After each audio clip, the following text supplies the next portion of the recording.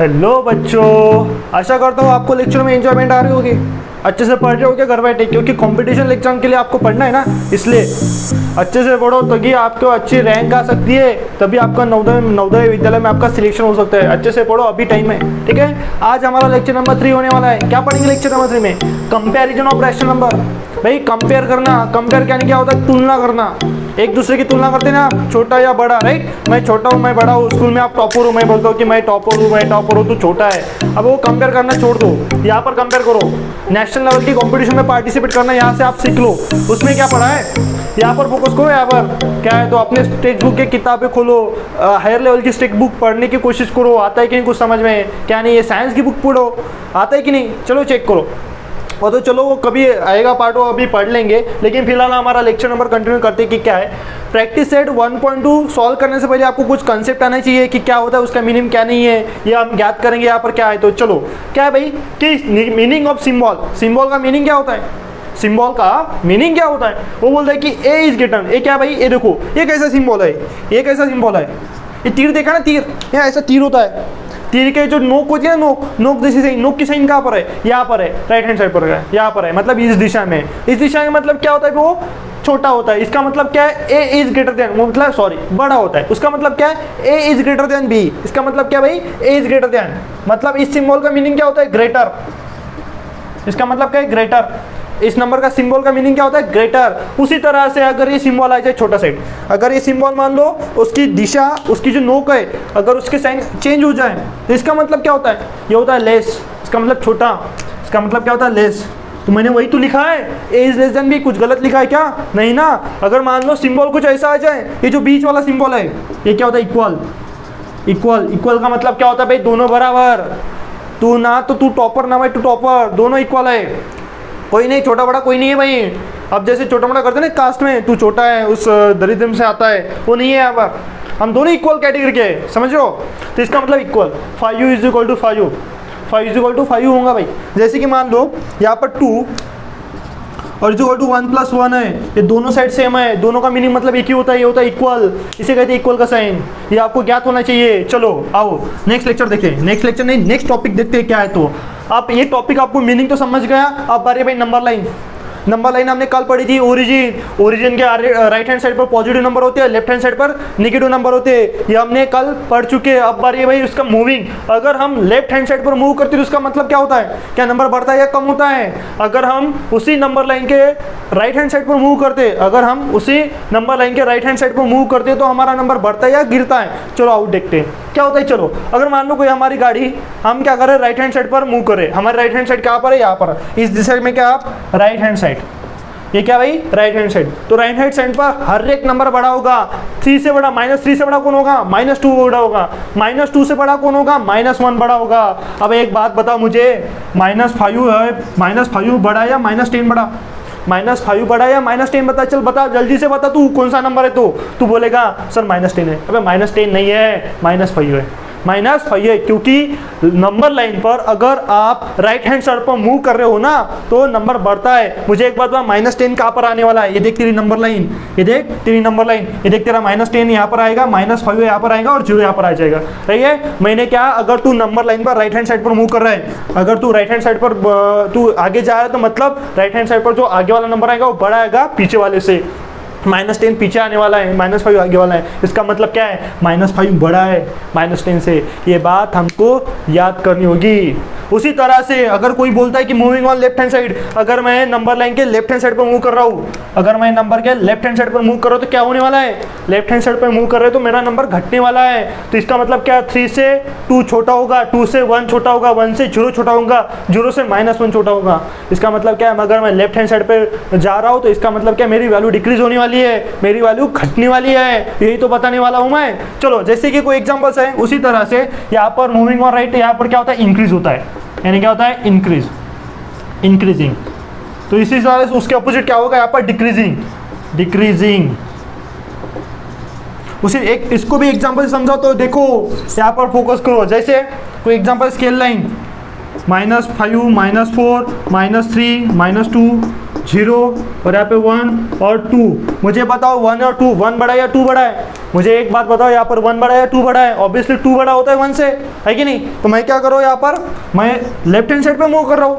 Left hand side के मैं देखो यहाँ पर मेरे कदम, मैं फर्स्ट हूँ, मेरी स्टेप यहाँ पर थे, मेरे पैर यहाँ पर थे, मैं क्या कर रहा हूँ, इस दिशा में भाग रहा हूँ। तो मैं क्या कर रहा हूँ, मेरे नंबर डिक्रीज हो रहे हैं, बढ़ रहे, घट रहे, मेरा नंबर क्या कर रहा है, घट रहे। ये आपको ज्ञात होना चाहिए, ये आपको ज्ञात होना चाहिए। तो मैं तो वही कर रहा हूँ ना, मैं कुछ गलत कर रहा हूँ क्या?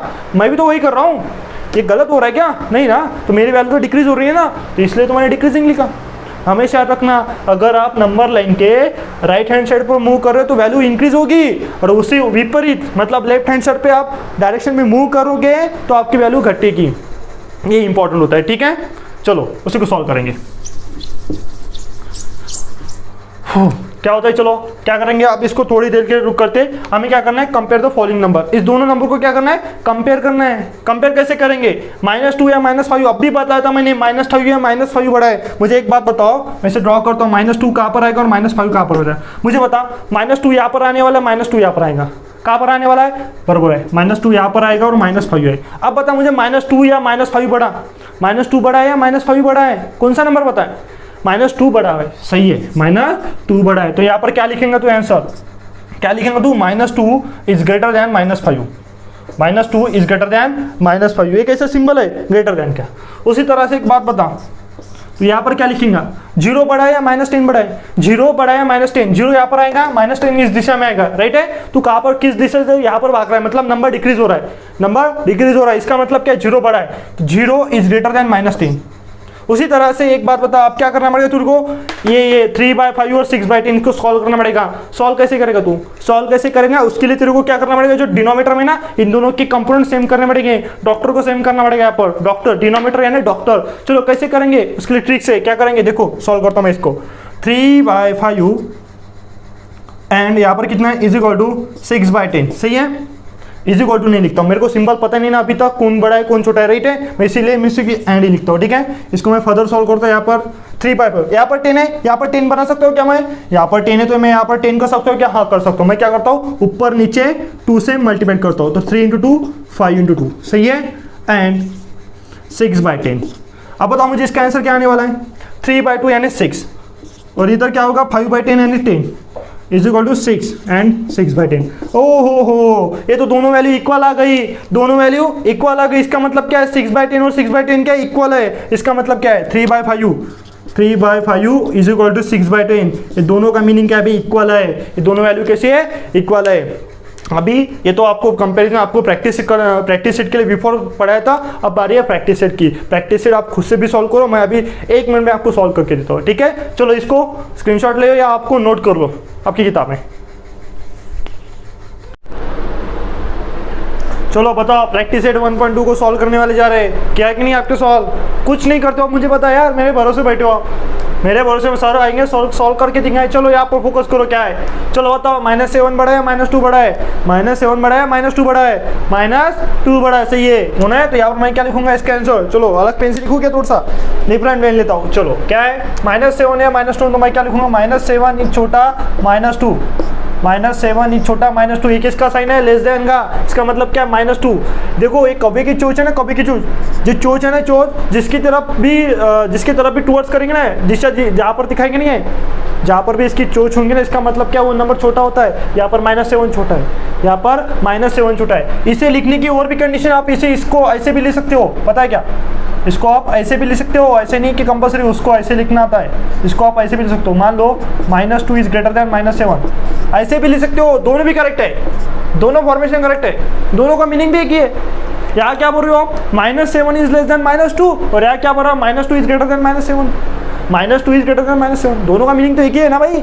ये कह रहा है कि मैं छोटा हूँ भाई -2 से, और ये कह रहा है भाई -7 से बड़ा हूँ, दोनों का मतलब एक ही है। आप इसको दोनों तरीके से लिख सकते हो, और मैं भाई दोनों में नहीं लिखना, और या तो ये लिखो या तो ये लिखो, दोनों में से एक लिखना है एग्जाम में, ठीक है आंसर।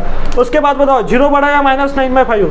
अरे भाई 0 के लेफ्ट हैंड साइड पे आता है, नेगेटिव नंबर तो 0 के लेफ्ट हैंड साइड पे नंबर आता है ना। इसका मतलब क्या, 0 बड़ा है नेगेटिव नंबर से 0 बड़ा ही होगा, हमेशा होगा भाई। नेगेटिव नंबर से 0 हमेशा बड़ा होगा, नोट कर लो अपने बुक में। तो यहाँ पर क्या होगा भाई, 0 इज ग्रेटर देन, अरे पेन चेंज करना पड़ेगा, नहीं 0 इज ग्रेटर देन -9/5। ये हमेशा याद रखना भाई, जीरो नेगेटिव नंबर से बड़ा ही होता है, कभी छोटा नहीं होता। मान लो अब ये क्या होना है 8/7 और 0, ये पॉजिटिव नंबर और 0, ये तो 0 से पॉजिटिव नंबर तो बड़ा ही होगा, 0 से positive number is always greater, तो क्या होगा भाई 8/7 इज ग्रेटर देन 0। ये 0 से बड़ा है, नेगेटिव नंबर नहीं हो सकता, लेकिन पॉजिटिव नंबर बड़ा तो हो सकता है ना भाई। नेगेटिव नंबर छोटा हो सकता है 0 से, तो बड़ा पॉजिटिव नंबर तो हो सकता है ना। इसका मतलब तो नहीं कि दोनों नंबर 0 ही बड़ा होगा, दोनों केस में 0 ही बड़ा होगा सर, यहाँ पर भी 0 ही बड़ा। अबे 0 बड़ा नहीं हो सकता, समझो। इसका आंसर आप निकालो तो 1 पॉइंट समथिंग आएगा, 1.2 या 1.1 कुछ तो आएगा इसका, डेसिमल में आंसर निकालोगे तो चेक करना। मतलब 1.1 कहाँ लाइज करता है, 0 के राइट हैंड साइड पर मूव करता है ना, तो इसका मतलब क्या 8/7 बड़ा होता है 0 से, वही तो याद करो आपको। चलो इसका बात बताओ, देखो -5/4 और 1/4, यहाँ पर आप देख रहे हो दोनों का जो डिनोमिनेटर वो सेम है, हमें डिनोमिनेटर सेम ही चाहिए, हमें डिनोमिनेटर नहीं है सेम तो उसको करना पड़ेगा। तू आ साले, मैं तेरे को डिनोमिनेटर सेम करके दिखाऊंगा, उसको बोल तू यहाँ पर आ, मैं तेरे को ऑपरेशन करूंगा और तेरा डिनोमिनेटर सेम करके ला के दिखाऊंगा, तभी मैं तेरे साथ खेलूंगा, नहीं तो अन्यथा मैं तेरे साथ खेल नहीं सकता। ये उसके साथ बोलो आप। अब क्या करना है, -5/4 और 1/4 क्या करना है, यहाँ पर डॉक्टर सेम है, अच्छी बात है यार, एग्जाम्पल तो अच्छी बात दी। अब देखना नेगेटिव नंबर पॉजिटिव नंबर, भाई नेगेटिव नंबर से पॉजिटिव नंबर बड़ा ही होता है, तो इसका मतलब क्या है, इसका मतलब क्या है कि -5/4 इज छोटा 1/4, 1/4 से 1/4 से -/4 छोटा है। देखो मैंने वही किया कि मेरे देखो मेरे चोच है ना, चोच कौवे की चोच छोटे नंबर पे गई, ये नेगेटिव नंबर है ना इसलिए छोटा नंबर। यहाँ पर भी देखो ये चोच है ना, चोच 0 की टुवर्ड्स टेंडिंग करे, इसका मतलब क्या है ये छोटा नंबर है 0। इसका मतलब क्या है, जहाँ पर भी चोच आपको दिखे ना इसकी डायरेक्शन ऐसी है, इसका वो नंबर छोटा होता है हमेशा। कौवे की चोच याद रखो, कौवे की चोच, अगर ये नंबर कौवे की चोच इस तरफ है, इसका मतलब ये नंबर छोटा है, इसका मतलब क्या है ये नंबर छोटा है। अगर आपको सिंबल मीनिंग नहीं आता, ग्रेटर देन लेस देन सब भूल जाते हो, सब मुझे याद ही नहीं रहता, हमेशा एक बात रखो कौवे की चोच, अगर कौवे की चोच इस तरफ कर रही है तो इसका मतलब क्या ये नंबर छोटा होता है, अगर कौवे की चोच इस तरफ इसका मतलब क्या ये नंबर छोटा है। ये बात तो आप अच्छे से समझ सकते हो, ठीक है। चलो उसके बाद क्या है, ये देखो इसके यहाँ पर भी देखो, यहाँ पर भी क्या है डिनोमिनेटर सेम है, यहाँ पर भी क्या है डिनोमिनेटर सेम है, हमारा काम तो इजी होगा भाई, डिनोमिनेटर सेम हो गया। अब देखो ऊपर वाला 40 बड़ा होता है, 141 बड़ा होता है। मुझे एक बात बताओ, डिनोमिनेटर सेम है बस खत्म, हमें डिनोमिनेटर के तरफ देखना के काम नहीं है। अब देखो ऊपर देखो न्यूमरेटर पे देखो, 40 बड़ा होता है या 141 बड़ा होता है, 141 बड़ा होता है कि नहीं, 141 बड़ा होता है। ऑब्वियसली यहाँ पर मैं क्या लिखूंगा फिर 14/29 is greater than 141/29। देखो फिर से देखो कौवे की चोच कहाँ पर है, छोटे नंबर पर, ये नंबर कौन सा है फिर छोटा नंबर है, होगा अपना आंसर। यहाँ पर देखो, अरे भाई यहाँ पर भी फिर से देखो डॉक्टर सेम है, ऊपर वाले का सेम, हमें को क्या गेम खेलना पड़ेगा। यहाँ पर क्या है देखो नेगेटिव नंबर, दोनों क्या है नेगेटिव नंबर। अब चेक करना है कौन छोटा है कौन बड़ा। मैंने क्या कहा था, देखो -17 कहाँ पर आएगा, देखो ये आपकी क्या है एक्सिस है, ठीक है राइट, तो -17 यहाँ पर आएगा या -13। देखो -13 पहले आने वाला है, -17 पहले आने वाला है, ऑब्वियसली -13 यहाँ पर आने वाला और -17 यहाँ पर आने वाला है। मुझे एक बात बताओ, लेफ्ट साइड पर कौन है, लेफ्ट साइड वाला नंबर हमेशा क्या होता है बड़ा होता है, तो ये नंबर क्या है बड़ा है, तो इसका मतलब क्या है ये नंबर बड़ा है।